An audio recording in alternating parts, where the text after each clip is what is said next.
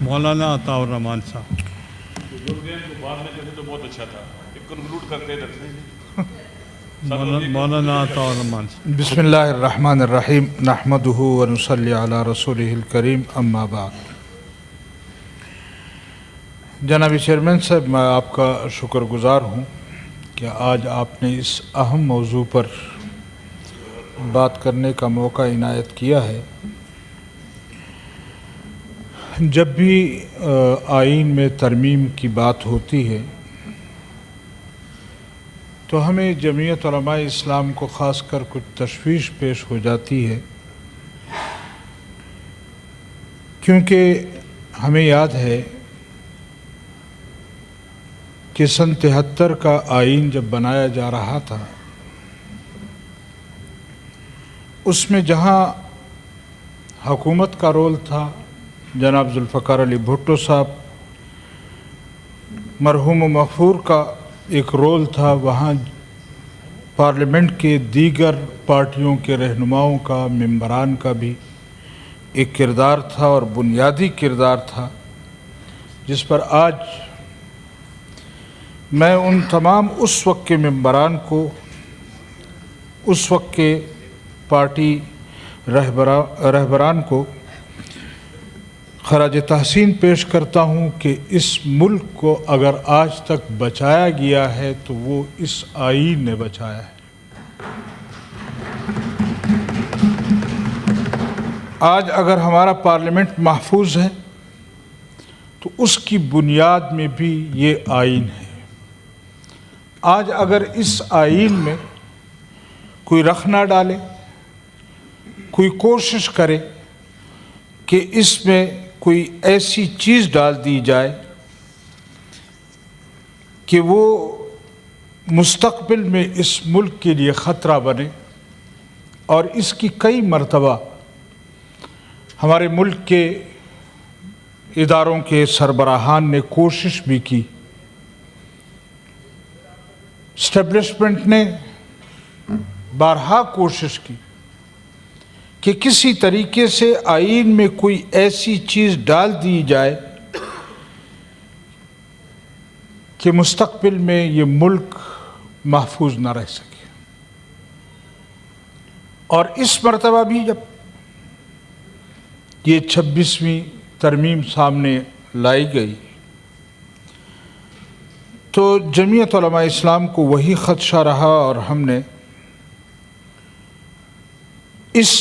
ترمیم کا بھی، ملک کے آئین کا بھی بغور مطالعہ کیا،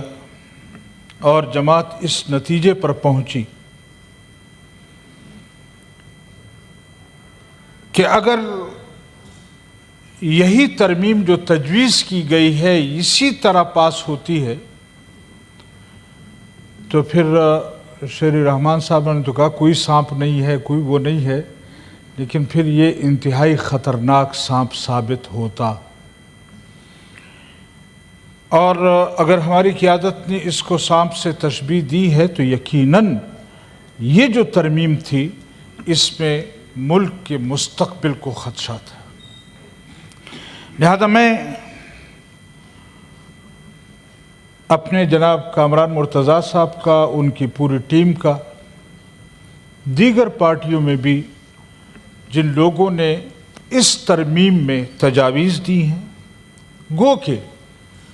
چند ایک چیزیں یقیناً ایسی ہوں گی جو اس وقت بھی اس کی ضرورت ہوگی کہ وہ نہیں ہونی چاہیے، لیکن اگر میں یہ سمجھوں بذو میں خود کے 100% میری ترامیم کو تسلیم کیا جائے، کسی ایک ترمیم پر میں کمپرومائز نہ کر سکوں،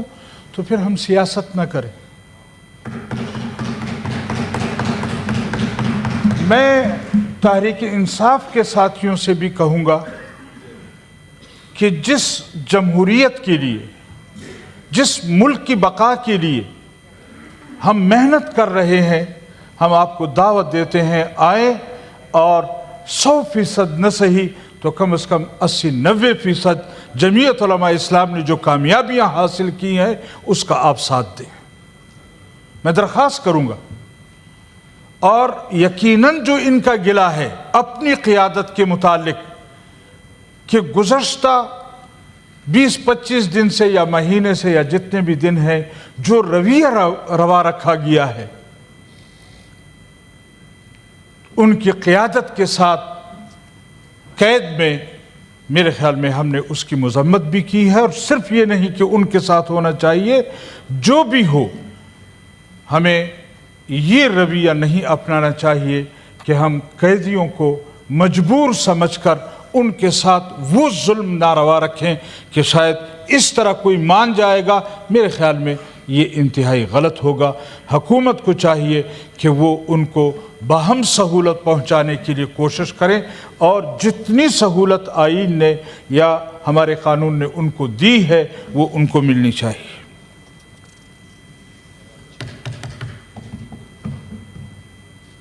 मैं ये भी गुजारिश करूंगा कि हमारे यकीनन तमाम सियासी जमातों से राब्ते थे और तमाम सियासी जमातों ने जो इन तरामीम के दौरान किरदार अदा किया है, जमीयत उलमा इस्लाम उनके शुक्रगुजार हैं। पिछले चंद दिनों में मोहतरम जनाब बिलावल जरदारी साहब, जनाब शहबाज शरीफ साहब, इन लोगों ने भी दिन रात मेहनत की, लेकिन जमीयत उलमा इस्लाम की क़ियादत ने, आपके भी इल्म में है, इन अकाबिरीन के भी इल्म में है कि जमीयत उलमा इस्लाम कराची गई। वहाँ पीपल्स पार्टी की क़ियादत के साथ बैठकर उन्होंने इन्हीं तरमीमात के मुतालिक गुफ्तगू की, उनकी राय ली और उसके बाद जमीयत उलमा इस्लाम की क़ियादत लाहौर गई। मियाँ शहबाज शरीफ साहब के साथ, मियाँ नवाज शरीफ साहब के साथ, उनके दीगर पार्टियों के साथ मिलकर इस तरमीम में जो मुश्किलात थी उसको ख़त्म करने की कोशिश की। और उसके बाद जमीयत उलमा इस्लाम की क़ियादत ने इस्लामाबाद में आकर यहाँ तहरीक इंसाफ के रहनुमाओं के साथ बात की, उनको बिठाया। और हम शुक्रगुजार हैं इन तमाम पार्लियामेंटेरियन के कि जिन्होंने हमें ये इज़्ज़त बख्शी कि वहाँ मौलाना साहब के घर तशरीफ़ लाए। शायद हमें इनकी वो कदर इज़्ज़त न की हो जिस पर हम माज़रत ख़्वाह हैं, लेकिन बहर कैफ जमीयत उलमा इस्लाम की क़ियादत का इस तरमीम में एक किरदार है। और हम समझते हैं कि 100% न सही, लेकिन जो गंद भरा था, जो उस सांप के दांत थे, जमीयत उलमा इस्लाम ने वो दांत तोड़कर बाहर निकाल दिए। और अब वो इस मरहले पर पहुंच चुका है कि सांप के जब दांत टूट जाते हैं फिर वो फड़कता है। और आज भी वो लोग फड़क रहे हैं और उनकी कोशिश है कि किसी तरीके से इस चीज़ को नाकाम बनाया जाए। लेकिन बहर कैफ जमीयत उलमा इस्लाम अब इस तरमीमात के साथ मुकम्मल ताउन करेगी और हम इसको वोट भी करेंगे, लेकिन ये भी साथ साथ गुजारिश करेंगे कि मज़ीद हमें मौका दिया जाए